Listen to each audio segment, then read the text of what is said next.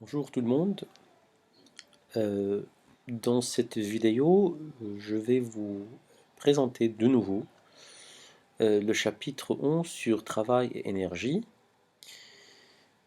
parce que j'aimerais bien que nous ferions un rappel pour redémarrer après cette coupure sur des bases solides pour qu'on puisse avancer dans cette activité d'enseignement à distance. Le plan de cette présentation, ça sera les deux grandes parties, la partie sur le travail,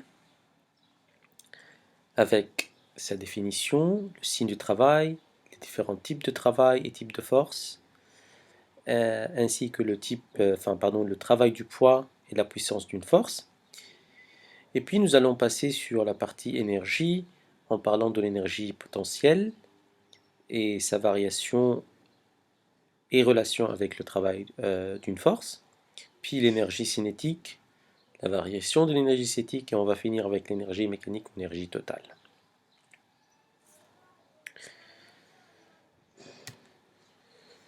Je vais commencer avec le travail d'une force.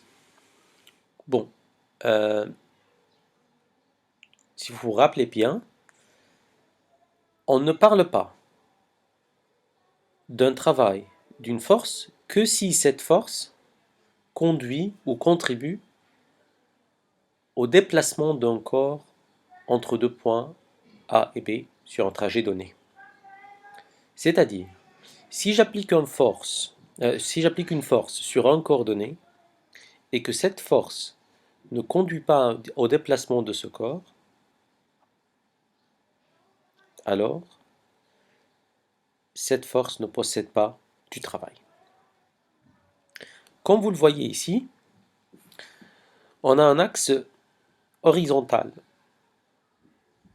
qui représente l'axe du mouvement, sur lequel on a un corps qui bouge entre le point A et le point B, avec un vecteur déplacement AB, qui est le vecteur qui relie le point de départ et le point d'arrivée du corps en mouvement sur l'axe.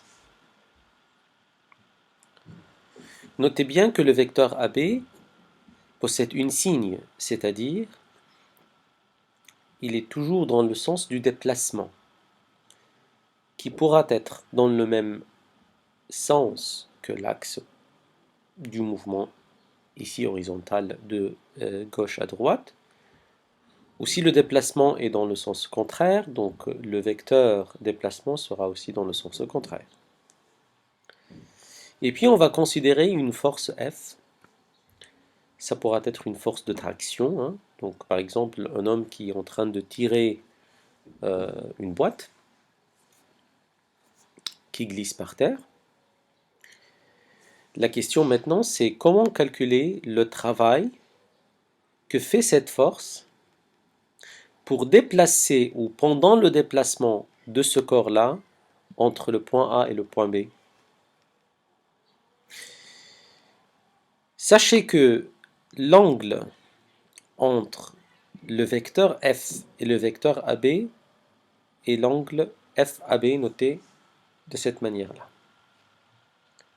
Et bien, le travail qu'on note W d'une force F pendant un déplacement entre A et B, donc ça c'est noté comme ça, hein, avec les indices force en bas et vecteur déplacement en haut, c'est le vecteur force F, produit scalaire, le vecteur déplacement. Donc c'est un produit de deux vecteurs. Et par définition du produit scalaire, ça correspond au module de la force qui est multiplié par la distance ou le module du vecteur déplacement fois cosinus l'angle entre le vecteur force et le vecteur déplacement. Ben, cette expression, c'est quelque chose qu'on doit savoir et qu'on doit savoir utiliser et appliquer. Maintenant, remarquez que le module de la force, c'est une valeur qui est toujours positive parce que c'est un module. Le module de la distance ou du vecteur AB déplacement est aussi positif parce que c'est une distance. Alors, c'est le cosinus de l'angle entre F et AB qui va définir le signe du travail de cette force F pendant le déplacement AB. Et ceci de la manière suivante. Donc le signe du travail, comme je viens de dire, dépend du signe du cosinus de l'angle entre le vecteur force et le vecteur déplacement. Donc je vous ai représenté ici un cercle qu'on appelle d'habitude un cercle trigonométrique, où j'ai représenté le vecteur force F avec un vecteur en couleur rouge, et le vecteur déplacement AB en bleu, et l'angle entre le vecteur F et le vecteur AB est représenté de la manière suivante. Donc vous voyez bien que si cet angle-là varie entre 0 et 90 degrés, le cosinus qui est sur l'axe horizontal est positif. Donc si le cosinus est positif, le travail est alors positif. Maintenant, si le vecteur, je vais changer de couleur, si le vecteur AB maintenant arrive ici, donc l'angle entre F et AB devient celui-là, et bien le cosinus de cet angle-ci devient, par projection ici, est une valeur négative. Donc, si l'angle est entre 90 degrés et 180 degrés, entre le vecteur F et le vecteur AB déplacement, le travail sera négatif car c'est le cosinus qui est négatif. Pareil, si l'angle est entre 90 degrés et entre 180 degrés et 260 degrés, et à ce moment-là aussi, le cosinus de l'angle est négatif, donc le travail est négatif. Maintenant, si le vecteur déplacement AB forme un angle entre 270 degrés et 0 degré, ou à ce moment-là c'est 360 degrés, donc si l'angle devient en fait de cette valeur-là, on voit bien que le cosinus redevient positif, et donc le travail est aussi positif. Donc ce schéma-là vous montre les zones ou les valeurs des angles entre le vecteur force F et le vecteur déplacement AB, pour lesquels le travail sera positif, et ceux pour lesquels le travail devient négatif.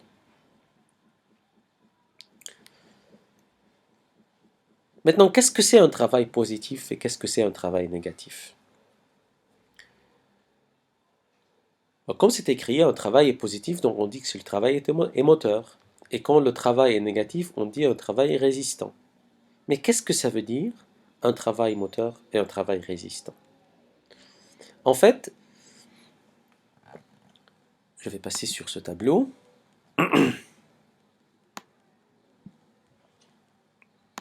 Attendez, alors voilà. En fait, imaginez une voiture qui se déplace sur ce chemin. Si maintenant une personne vient et commence à appliquer une force sur cette voiture pour la pousser. Donc si cette personne est en train de pousser cette voiture, ben, il va appliquer une force comme ça pendant que la voiture se déplace entre le point A et le point B.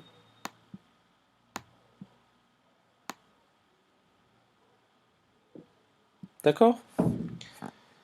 Et bien à ce moment-là, le travail de la force F, ou si vous voulez la force F dans ce cas-là, de pousser, est en train d'aider la voiture dans le même sens de son déplacement entre A et B. Donc le travail que cette force est en train de faire, c'est quelque chose de positif pour le déplacement. D'accord? C'est pour cela que le travail de la force F est positif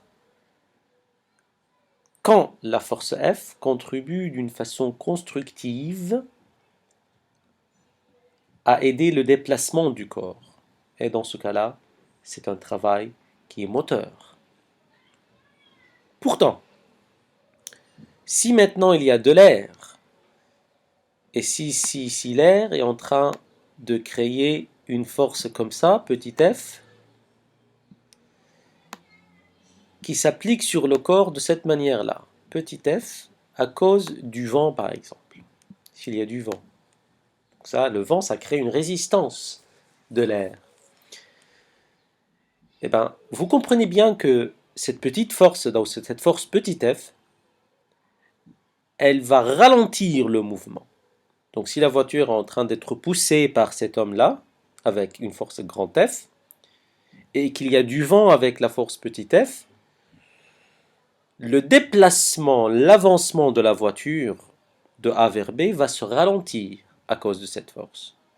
Donc finalement, cette force est en train de faire du travail, mais qui s'oppose au mouvement, qui ne l'aide pas en fait.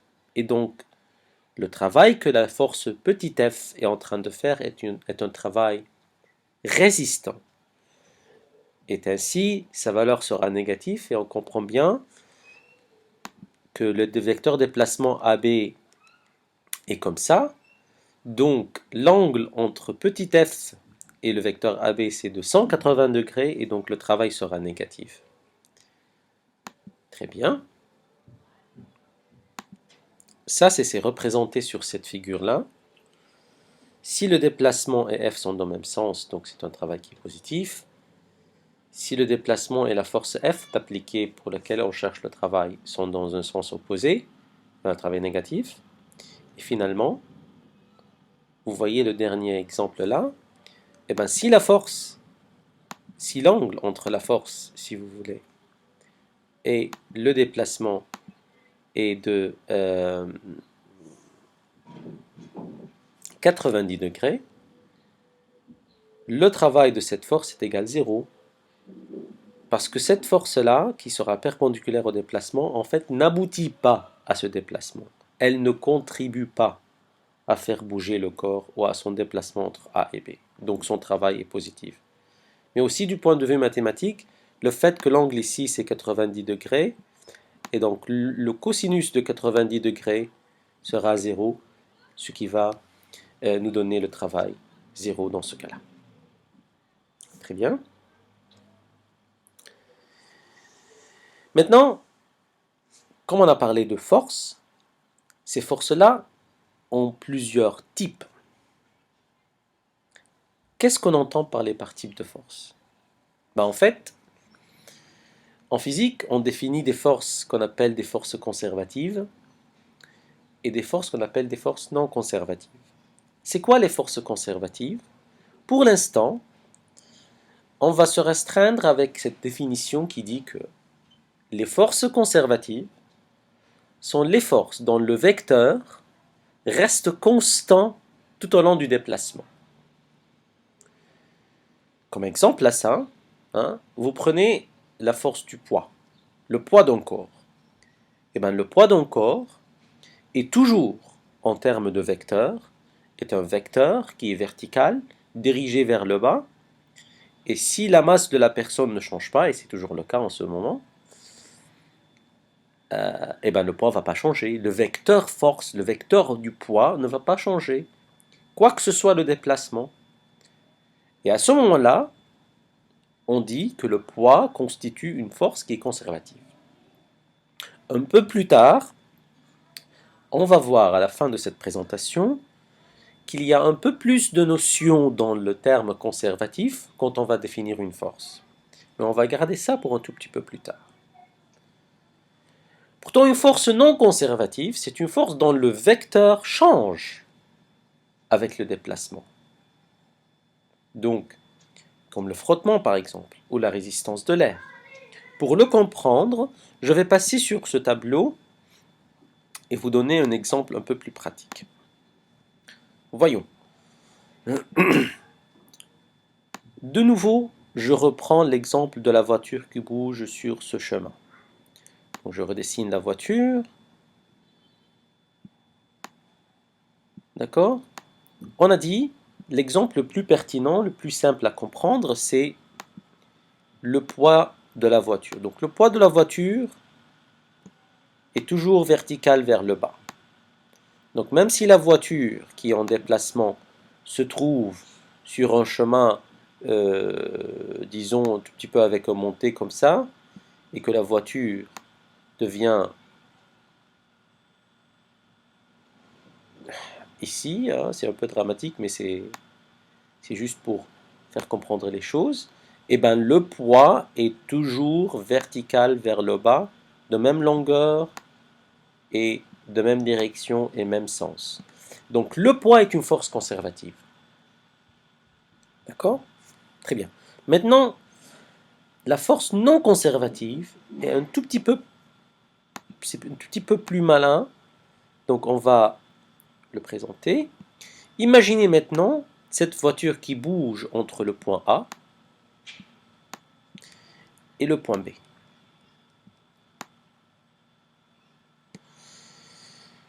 Et que cette voiture-là possède une vitesse qui varie avec le temps. Donc elle accélère par exemple. D'accord? Là je vais la dessiner en deux positions différentes.